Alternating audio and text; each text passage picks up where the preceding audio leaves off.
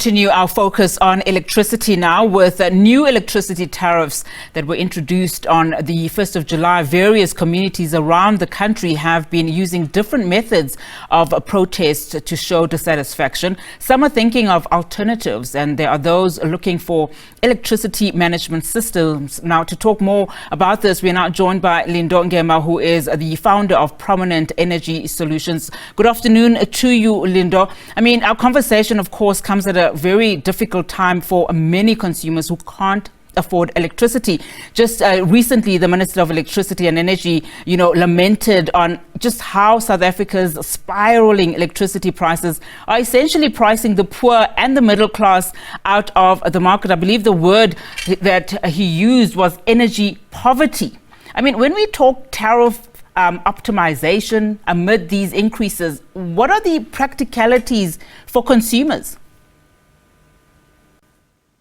Greetings, Unati. Thank you so much for having me online, and greetings to the viewers as well. If we speak about tariff optimization, a lot of people they actually do not know that people are not paying the same rate for the electricity. There's different price structures in the market that people pay. So basically, when we speak about tariff optimization, we're speaking about the study of your load profile or your energy pattern in order to help identify the best tariff that suits your usage. So in essence, if people want to reduce their bill, there is a possibility that you can do what we call a tariff optimization energy audit, where you start your load profile and investigate whether it is possible for you to be billed on a much cheaper tariff structure. I didn't even know that option was available. But, just staying on that and the different tariff structures, I mean, there are really not many options, though, available for many South Africans outside of those, of course, who can afford other alternatives like solar. I mean, what options do you think exist for South Africans who want to eventually pay less for electricity? But it becomes really tricky and confusing, particularly if you look at what's happening in Johannesburg. We now have this extra 200 Rand surcharge that people need to pay, even though, they're prepaid. Yes, indeed. There is only two ways in which one can reduce his electricity bill. I want us to go back to the basic and look at what is it that makes up an electricity bill. Electricity bill is made up of two factors. One, it's units, and units in our bill, it's generally denoted as kilowatt hours. Number two, it is the rate, which is the tariff that we are discussing.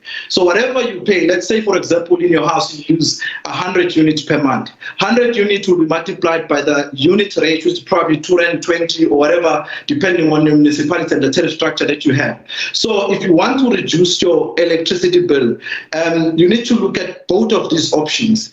If you put solars and other alternatives, you are reducing the units, which ultimately is going to impact the total amount that you are paying on your electricity bill. But there is an option as well to look at the tariffs that you are paying. We've seen people being connected with the same transformer, being fed from the same cable, same meter frame, but just connected to different meters and paying different unit price on electricity. So to review your tariff structure is one way to reduce your electricity cost. And if once you are sure that you are sitting on an optimal tariff, then it's always advisable to also look at alternatives like installing solar, changing your equipment, and so on. Let's look at municipalities and, the role that they play in impacting, those costs. For instance, when we speak distribution, and how municipalities, they're struggling, with maintenance at the moment. I mean, how much are municipalities adding to that burden of load reduction, escalating fees, etc.? You will recall that municipality, they use tariff as a revenue yielding instrument to consumers. So the point I'm trying to drive here is that Eskom is the one who generates electricity, and municipality is like a middleman. So whenever they do their tariff analysis and realize that as more people are moving solar, they're probably losing as a portion of the revenue. They always look for tariffs that will basically put a higher service fee on consumers so that they ensure that they will always benefit from them as people are moving solar, to ensure that they are always relevant to the market. So as solar increases and more people are going solar, definitely tariffs will tend to have much more higher service fee. And by service fee, I mean a flat fee that is not really related to how much you consume. So in essence, municipality would always look at tariff structures in terms of ensuring that they collect as much revenue to pay for their operating cost. And the person who must pay the cost in general, it has to be the consumer.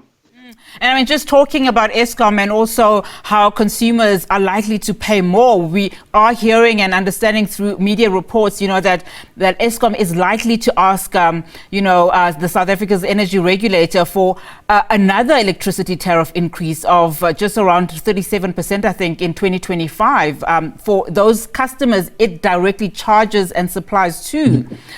I mean, how's this then going to work? I mean, is this going to be then an added burden for consumers?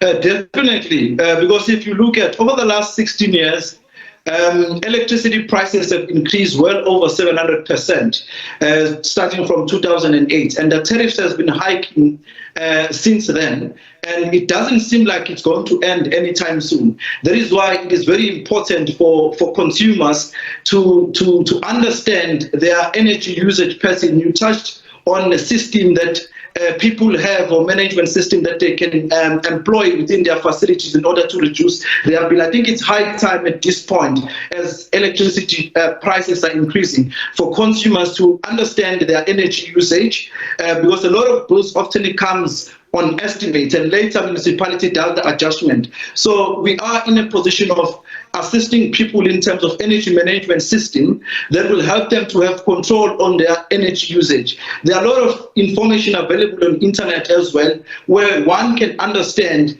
that each and every electrical appliance that you have at home, it has a tag underneath at the back that stipulates how much energy it needs in order to run. So for you to understand your energy usage and the reading that you are using daily as well as monthly, it is very important at this point, because definitely the price hike is upon us, and we have been seeing it happening, and it's still coming our way.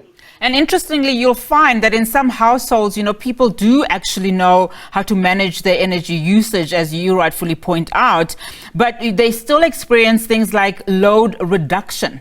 I mean, to what extent do municipalities look at that, from a community perspective, in terms of those that are, doing the work essentially, but are still being slapped with increasing tariffs?